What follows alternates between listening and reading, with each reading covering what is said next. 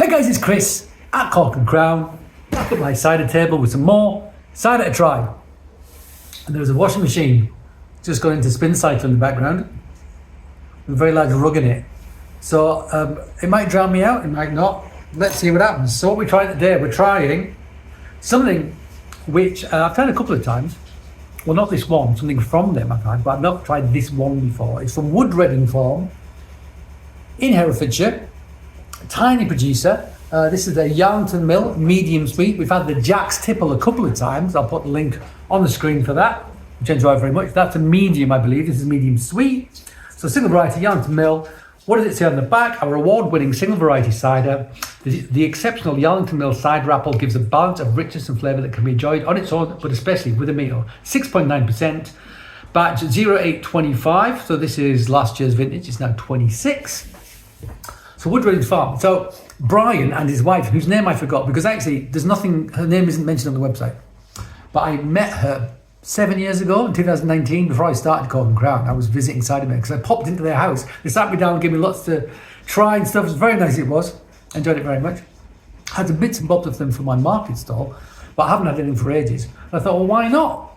So I was passing by, so I texted and said, can I get some stuff? They weren't there, but Brian very nicely left 3 cases of cider out for me, which I collected. Took some pictures while I was there. I hope you don't mind, Brian. So yeah, they've been making, cider's been made on that site for over 200 years apparently. They have a cider press from about 1790 is what they think it's dated to. The orchard that they have is dated to about 1950. They're planting some new trees more recently, the Woodredding Heritage Orchard, I think it's called, with some more single varieties. Can't remember what the varieties they've got up. Maybe I'll put them on the screen, on the wall behind me, or something like that. But yeah, really interesting. Tiny producer, doing some cool stuff. But look at the colour of that. Gorgeous.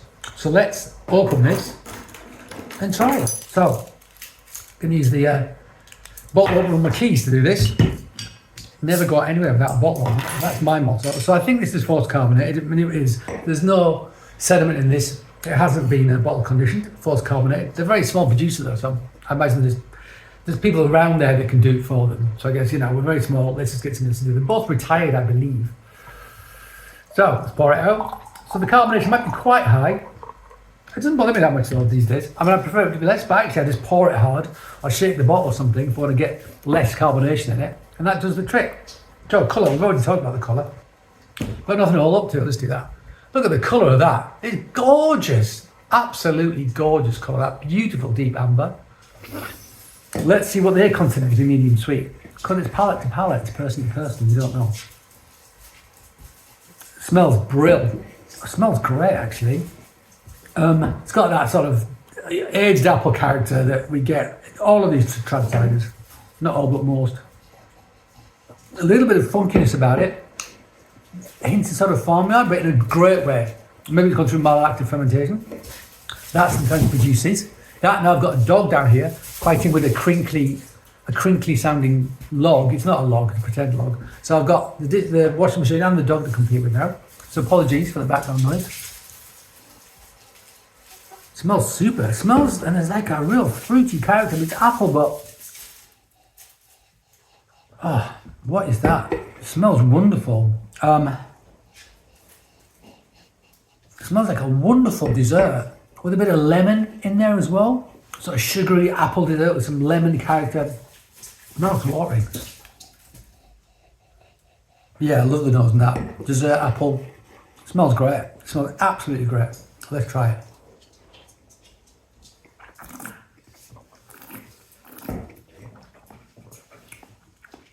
Okay, and it's quite fizzy, not too bad.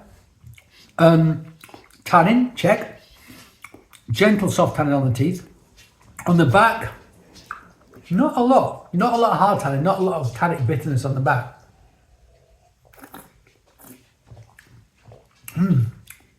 But that nose, it comes from the palate.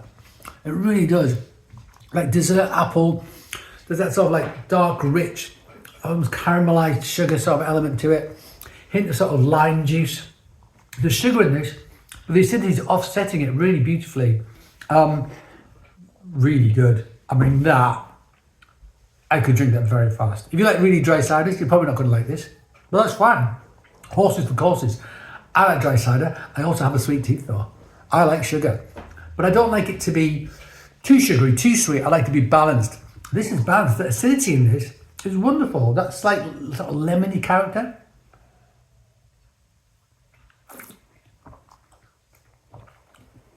Man. Yeah. So, medium sweet. For me, that's a sweet. It doesn't really matter though. You know, it's delicious. It's balanced. It's 6.9%, which it does not feel like. It's so quaffable and delicious. It does not feel like 6.9%. That is a dangerous brew, my friends. It is a dangerous brew because I can neck that in one, I think. In one, and it's absolutely superb. Yeah, the acidity just makes it so balanced. And it's not as dark as some Yarlington mills can be, not as leathery, but what a super cider. Super cider.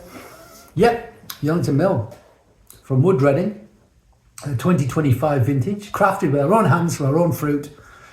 We really like. And if you want to get some, there's some on the online shop, along with their Jack's Tipple, which I put the link to before, but I'll put it again here maybe. Yeah, Jack's Tipple. Do you want to look at the review for that? It's also excellent, and it was a medium. Spoiler. All right, guys.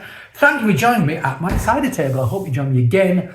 But until that time, cheers.